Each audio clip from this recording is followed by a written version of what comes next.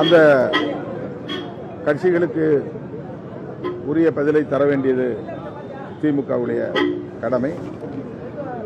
ஆகவே பொறுமையாக நிதானமாக பேச்சுவார்த்தை போய்கொண்டிருக்கிறது.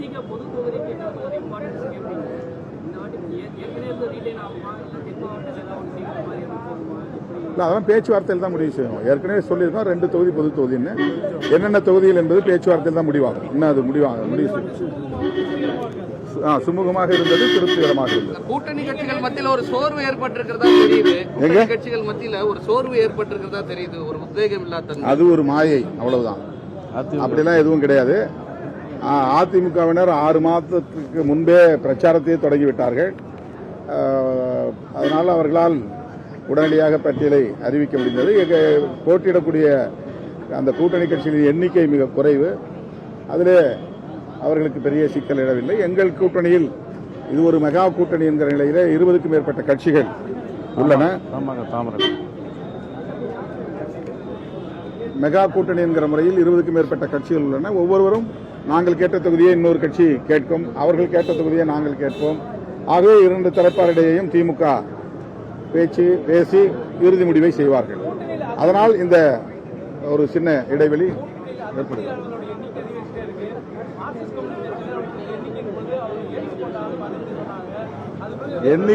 எண்ணிக்கை பேச்சுவார்த்தை நிறைவடைந்து விட்டது. இனி அதை பற்றி பேச தேவையில்லை. அது உங்களுக்கு இருக்கிற அதிருப்தி. கூட்டணி கட்சிகளுக்கு உங்களுடைய அறிக்கையுடைய இம்பாக்ட் இல்ல, அது என்னுடைய ஆசை. அதாவது எங்க கூட்டணியில அவர் ஒரு முக்கியமான ஒரு பங்கேற்பாளர் அல்லது பங்குதாரர். அவர் 4% வாக்கு வங்கி உடைய ஒரு அரசியல் கட்சியின் தலைவர். அவர் மனமுவந்து எங்களோடு களத்தில் நிற்க வேண்டும் என்பது என்னுடைய தனிப்பட்ட கருத்து. அவர் பெருந்தன்மையாக முதல்வரை சந்தித்து நாங்கள் ஆதரவு தெரிவிக்கிறோம், உங்களுக்கு பிரச்சாரம் செய்கிறோம் என்று சொன்னது உண்மை. அதையும் நான் வரவேற்று பாராட்டியிருக்கிறேன்.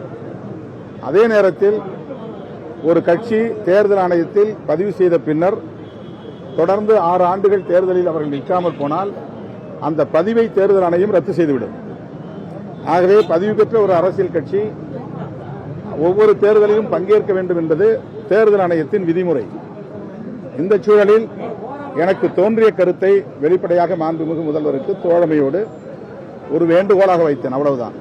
அது மக்கள் நீதி மய்யத்தின் கோரிக்கையும் அல்ல, அல்லது திமுக தரப்பில் அவர்களுக்கு தரக்கூடாது என்கிற அடிப்படையிலும் செய்ததாக நாங்கள் உணரவில்லை.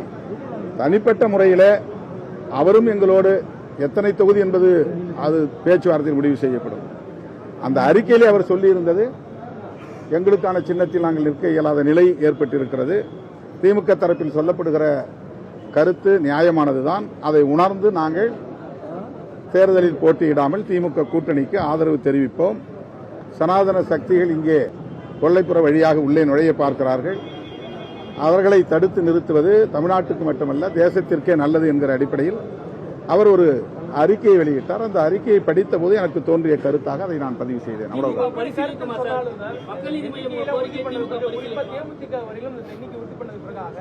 நிறைய இடதுசாரிகள் சமூக வலைதள பக்கங்களில் அவங்களுடைய ஆதங்கங்களை வெளிப்படுத்தி வந்தாங்க.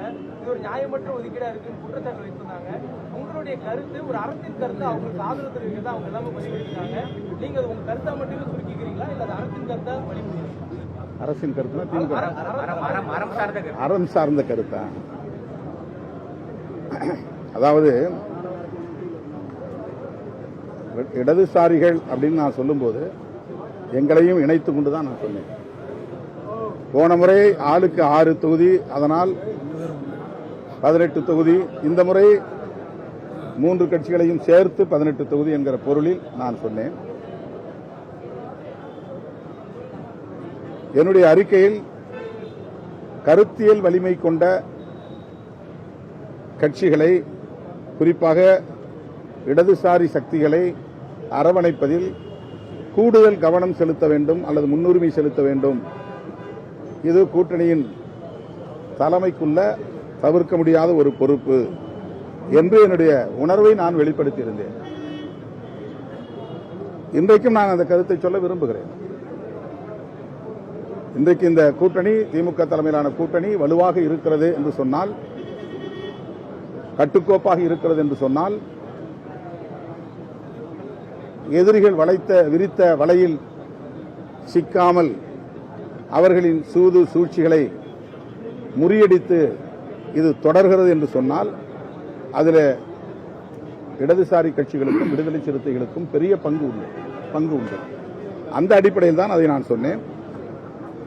பொதுமக்கள் மத்தியிலே அல்லது கட்சி தோழர்களிடையே பல கருத்துக்கள், எதிரும் புதிருமான கருத்துக்கள், ஆதரவான எதிரான கருத்துக்கள் சமூக ஊடகங்களில் வரத்தான் செய்யும்.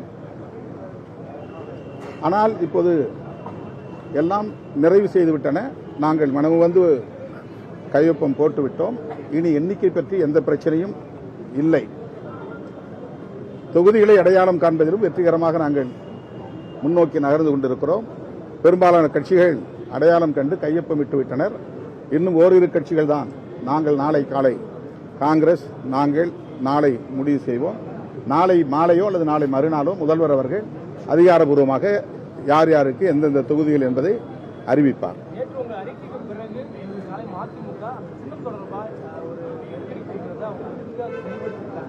இல்ல அவங்க கேட்டுதானே ஒரு தொகுதியில் நாங்கள் நிற்கணும். அப்பதான் தேர்தல் ஆணையம் வந்து எங்கள் கட்சிக்கான பதவியை ரத்து செய்யாது என்று கேட்டுத்தான் அவர்கள் ஒரு தொகுதியிலே நிற்கிறார்கள். அது ஏற்கனவே பேசி அதுல கருத்து சொல்ல ஒண்ணும் இல்லை. இந்த முறை இவ்வளவு நெருடல்களுக்கு என்ன சார் காரணம்? ஒன்னும் நெருடல்களே கிடையாது. பெரிய கூட்டணி என்பது மட்டும்தான் இதுல பிரச்சனை, வேற ஒண்ணும் கிடையாது. இடையில வந்து 2021 இருந்த கூட்டணி கட்சிகள் எண்ணிக்கையை விட இப்போது 9 கட்சிகள் கூடுதலாக சேர்ந்திருக்கின்றன. நீங்கள் ஒரு விஷயத்தை புரிந்து கொள்ள வேண்டும். நான் ஏற்கனவே சொன்ன கருத்து தான்.